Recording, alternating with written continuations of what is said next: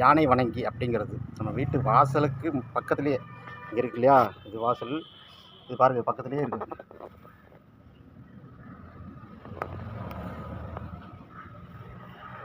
யானை வணங்கி அது வந்து கஜலட்சுமி நம்ம வீட்டில் முன்னாடி வந்து ஆசீர்வாதம் பண்ணுற மாதிரி ஒரு ஐதீகம். அது நம்பிக்கை உள்ளவங்களுக்கு தான், நம்பிக்கை இல்லாதவங்களுக்குலாம் வண்டி இல்லை.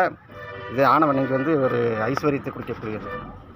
நம்ம எல்லாருக்கும் அது வருமானம் தெரியல, நம்ம வீட்டில் வந்து வந்துட்டாங்க இருக்கிறாங்க. உங்களுக்கு இந்த மாதிரி ஒரு அரிய வகை, அது என்ன சொல்கிறதுனா, இந்த ஆன்மீக சம்மந்தப்பட்ட எந்த ஒரு பரிகார பொருளாக இருந்தாலும் சரி என்கிட்ட அணுகலாம். உண்மையாக இருக்கும், நேர்மையாக இருக்கும். அதே நேரத்தில் நம்மளே சொந்தமாக நம்ம எடுத்துக்கொள்ள வர்றதுனால எல்லா பொருளுமே வந்து நம்மளை நேரடியாக போகிறது தான், யார் மூலியமாக கிடையாது. அதுக்கான முறையாக அதுக்கு தோஷ நிவர்த்தி பண்ணி சாப விமோச்சனம் கொடுத்து அதுக்கப்புறம் அதுக்குரிய மந்திரம் சொல்லித்தான் எல்லா பொருளும் எடுக்கிறோம். இது நம்ம வீட்டில் வந்து வச்சோம், நல்லா இருக்குது. அதே மாதிரி எல்லாருக்கும் இந்த கஜலட்சுமி யோகம் கிடைக்கிறதுக்காக பண்ணுறது. நான் மீண்டும் ஒரு முறை அப்படியே உங்களுக்கு அப்படியே திருப்பி காமிக்கிறேன்.